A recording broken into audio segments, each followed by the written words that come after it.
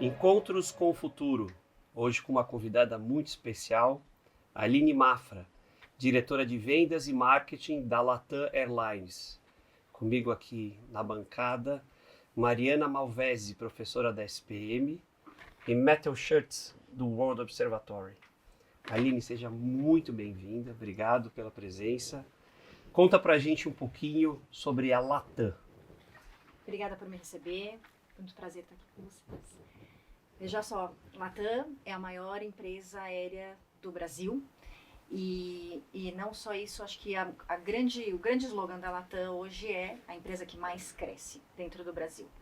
Então, te dou alguns números, por exemplo, a gente sai de um cenário antes da pandemia onde a gente tinha 35% do mercado, hoje a gente tem 41%. A gente tem uma posição super forte dentro de São Paulo, 40% da oferta de Congonhas, 60% da oferta de Guarulhos.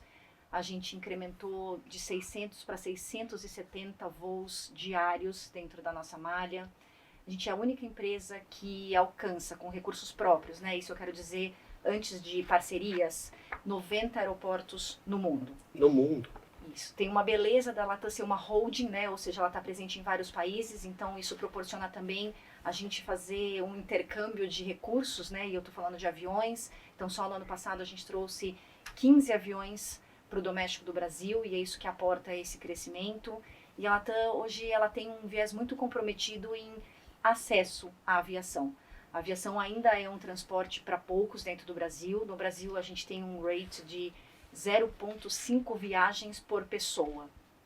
Quando a gente vai em outros países da própria América do Sul, como o Chile, é 1,5. Então a gente vê o Brasil como uma região de muita oportunidade. A gente é uma empresa muito eficiente em termos de operação e resultado e super focado em crescimento.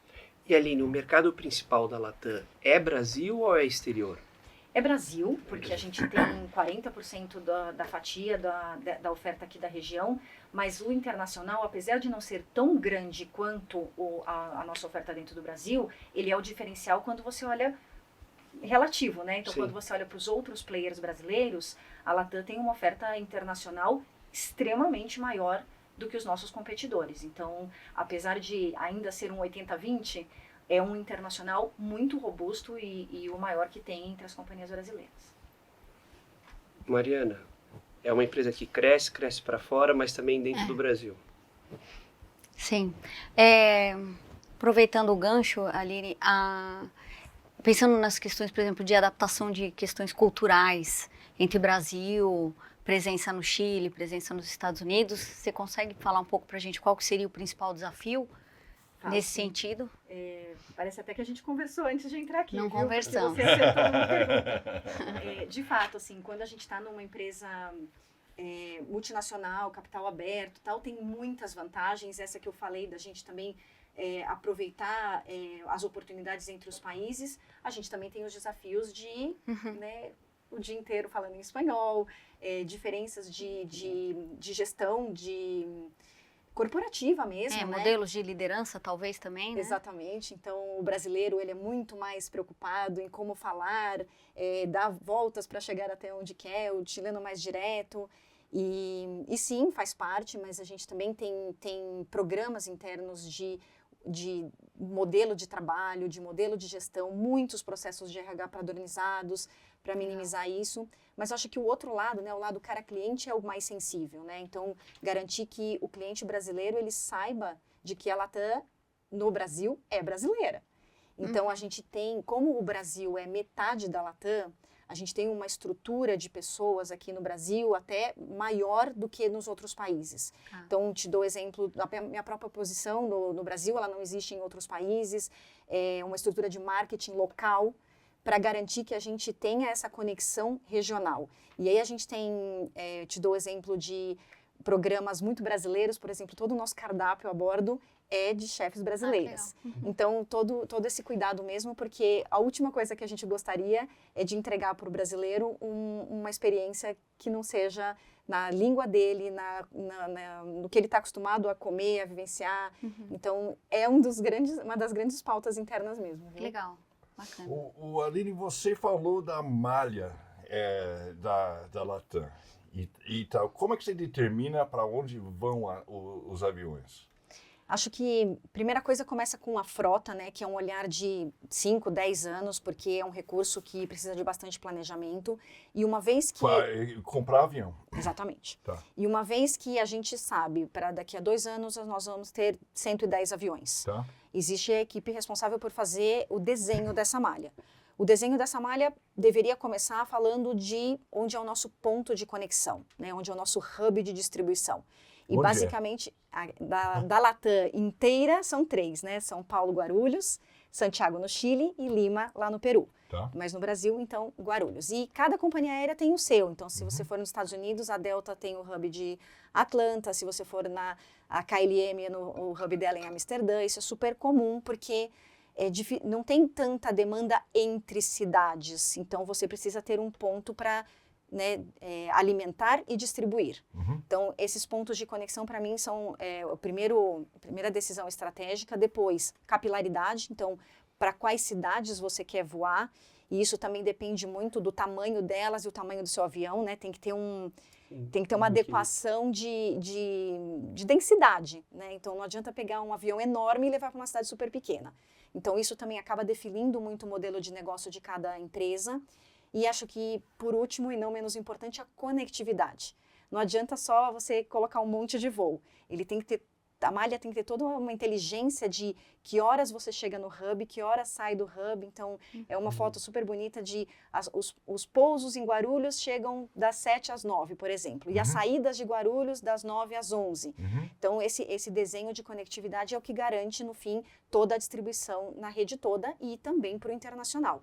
Então, para toda cidade grande ou média grande do Brasil, tem que ter um voo chegando em Guarulhos 8 da noite, porque o nosso internacional sai entre 10 e 11 da noite no mesmo dia. Então, toda essa lógica aí de conectividade não é menor. Essa distribuição da frota, das rotas, é algo estritamente de mercado ou tem algo a ver com a questão também política nacional, no sentido de deixar abastecido algumas regiões do Brasil com voos? Olha, lógico que a gente tem conversas com os estados, né? Porque trazer um avião para o seu estado, né? Ter um voo comercial no seu estado é um sinal de desenvolvimento, é uma alavanca de desenvolvimento. Então, existem conversas e negociações também de impostos para você operar e tal.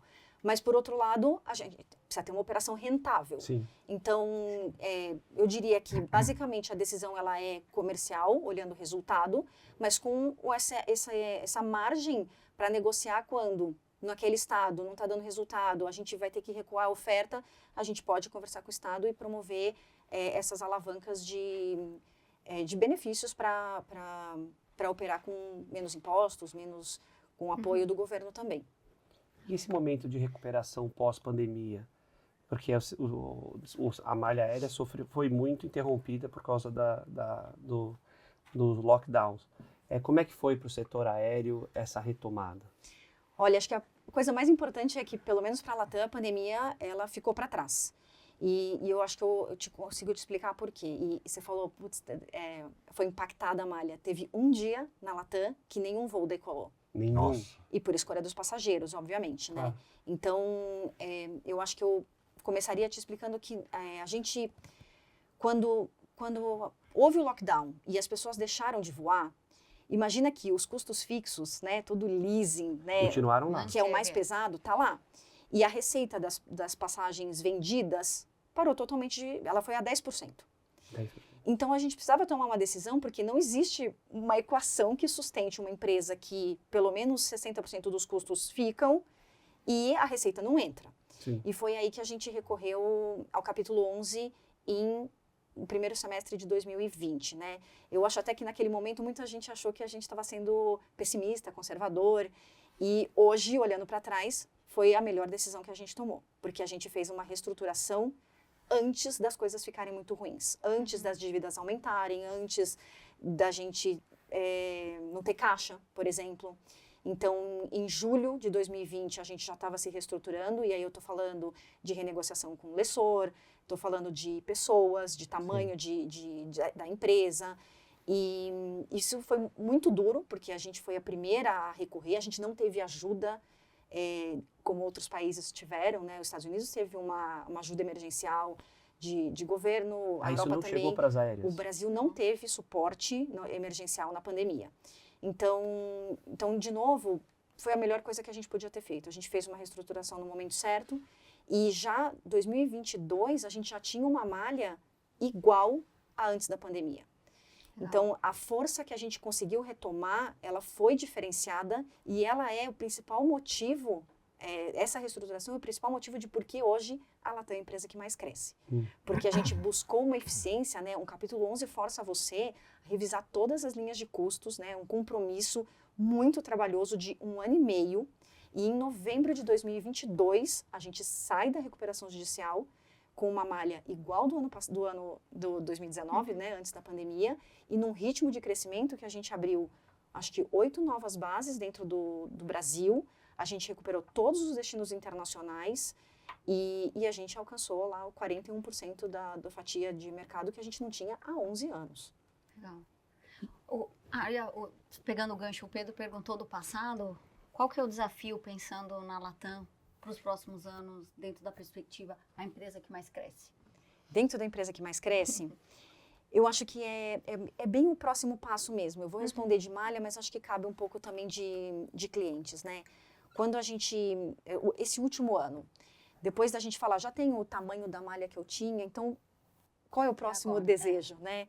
Então, a gente fez essa abertura de novas cidades, a gente fez algumas excelentes conexões de ligações de capitais de estados do Brasil para os hubs de Santiago e Lima, porque nem sempre o São Paulo cobre para a Latam inteira. Então, imagina que se a gente leva Belo Horizonte, Curitiba, Porto Alegre, Brasília para Santiago, eu estou dando para eles uma oferta até a Oceania. A gente opera na Austrália, Melbourne, em Auckland. Então, a gente fez essas ligações. A gente também fez para Lima, que eu acho o melhor produto para Caribe. Então, tem Porto Alegre, Brasília também, para Lima. E aí, pensando no futuro, eu acho que falta ainda ligações entre cidades que eu chamo de secundárias. Então, a gente falou muito da equação entre o tamanho do avião e tal. E hoje, eu acho a gente ainda poderia fazer melhor em ligar um Porto Alegre com Recife, um Curitiba com Fortaleza, que também pode ser chamado de overhub, né? A gente não precisa passar pelo hub. Você tem um avião ali que você oferece um produto direto. É o que eu vejo que ainda pode ser explorado, assim. E óbvio, assim, a gente poderia falar de muito mais aeroportos, mas a categoria, né, a prontidão, a infraestrutura desses aeroportos nem sempre é compatível com o avião que a gente tem. Como a gente opera grandes jatos, muitas vezes os aeroportos regionais ainda não comportam. Então, aí, uma de duas coisas tem que acontecer. Ou a Latam tem que ter aviões menores, ou a evolução ali de investimento de infraestrutura de aeroportos, que muitas vezes acontece. Hoje a gente está voando Passo Fundo, Vitória da Conquista, que são todos aeroportos que cresceram muito. Mas essa também pode um outro espaço aí que ainda tem. Legal. E a Latam está expandindo o número de aeronaves ou o que ela tem hoje já atende a demanda? A gente, o ano passado, trouxe 15 aviões. Para 2024, a gente anunciou um crescimento de entre 8% e 10%. E apesar de ser percentual, para uma empresa que é do tamanho que é, em quantidade de assentos é bastante coisa. E mais ou menos isso dá uns 10 aviões também.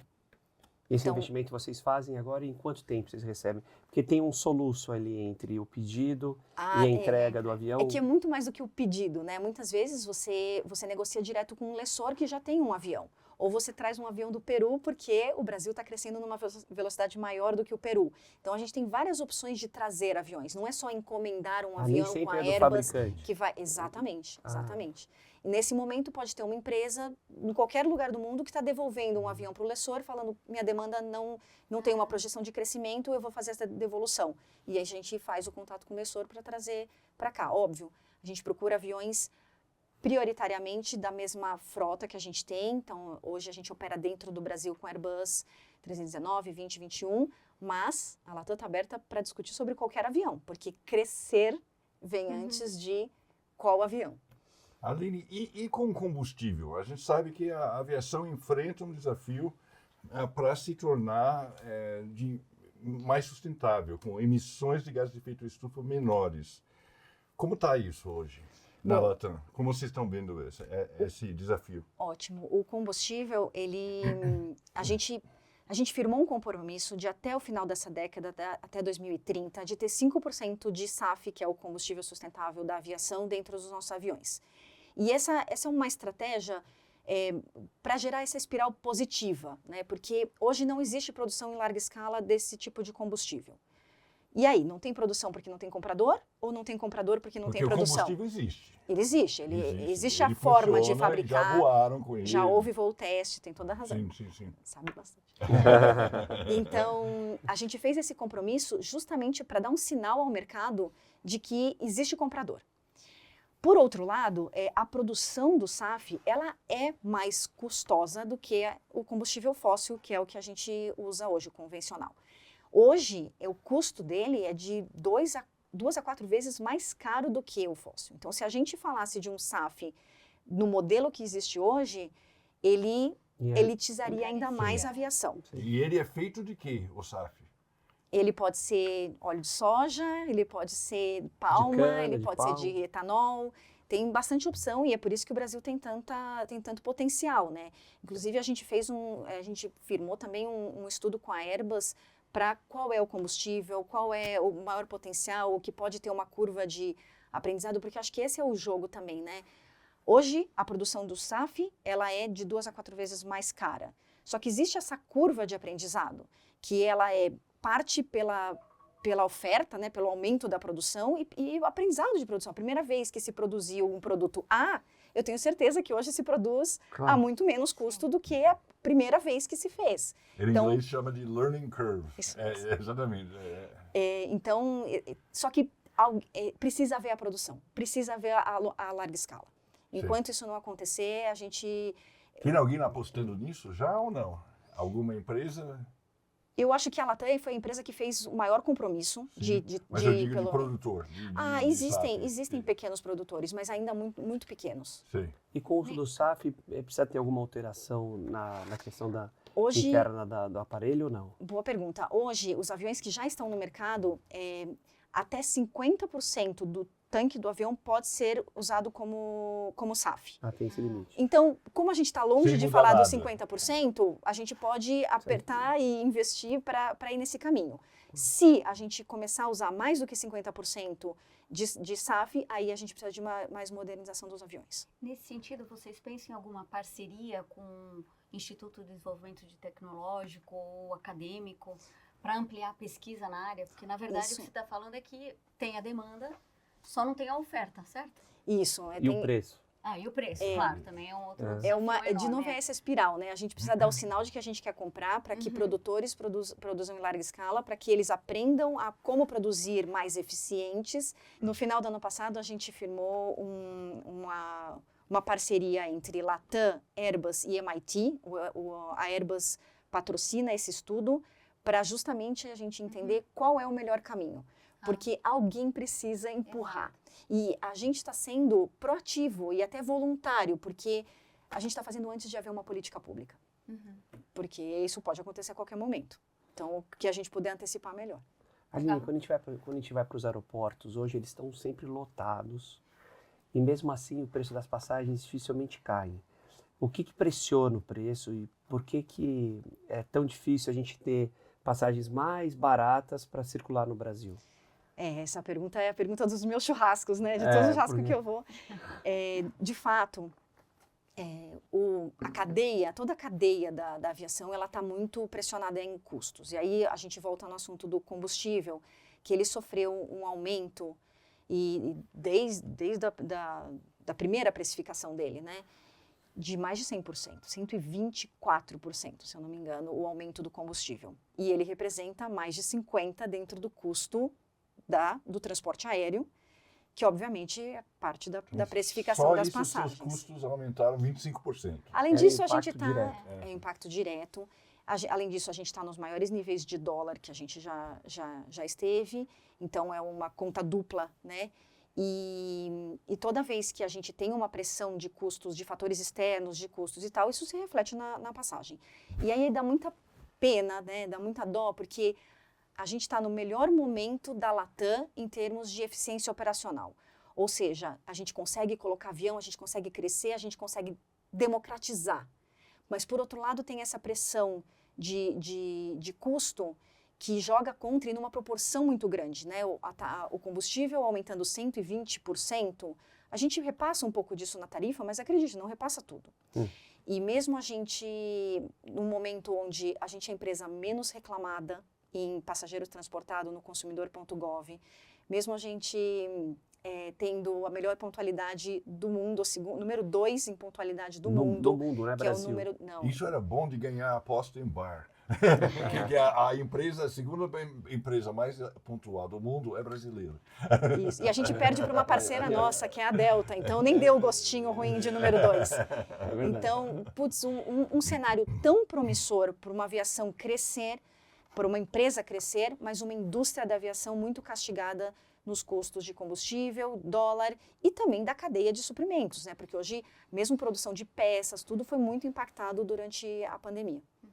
E vocês estão abrindo mais voos internacionais? Hoje a Latam está indo para 90 aeroportos, mas concentrados em quantos países? Na verdade, o que a gente opera mais forte é Estados Unidos, toda a Europa, né, os países da Europa, e na América do Sul. Mas a gente também chega na Oceania, né, Austrália, Nova Zelândia e Auckland. África do Sul, vocês têm voo? África do Sul também, obrigada por me lembrar. Isso. E a gente, no ano passado, abriu um novo destino. Obviamente, a abertura de destinos internacionais não é tão rápido assim, né? Sim. Porque até a publicação dele tem que ser feita com bastante antecedência.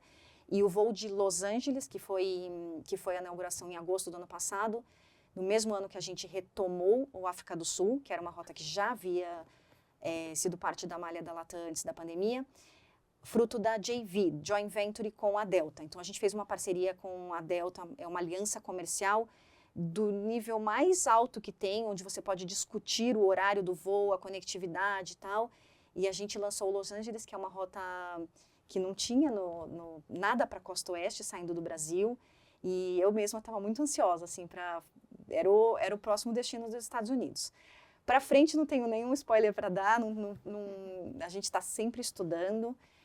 Tem mercados potenciais, seja pelo turismo ou seja por negócios, mas a gente ainda não tem nenhum anúncio de internacional. Esse para Los Angeles está indo bem? Está super bem, a gente aumenta uma frequência no final desse ano. Em outubro a gente aumenta mais uma frequência. Ele é direto ou ele... Ele é direto. Ele é São direto. Paulo, Los Angeles, exatamente. São Paulo, Los Angeles? Ah, que bom. Exatamente. Aline, uma última pergunta. Como é que a gente faz para voar mais barato? Você sabe que hoje metade de todos os aviões da Latam voam pessoas que pagaram menos de R$500. Informação da ANAC, pública. Meu melhor conselho é, se antecipe, se planeje. Dentro do doméstico, pelo menos 30 dias, e no internacional, pelo menos 3 meses. Agora, mesmo que você se planeje, se você ainda quiser voar no Carnaval em Salvador, talvez não adiante muito. Então, a grande combinação é antecedência e fugir das datas que todo mundo quer voar, né? Então, aproveitar o home office, fugir daquelas pontas do feriado, e aí você vai se dar bem. Carnaval em São Paulo. Só ir um pouquinho mais cedo. Aline, muito obrigado por você ter vindo, foi um prazer te receber. Igualmente, gente. Obrigada. Então, Valeu, obrigado. Muito bom. Aí...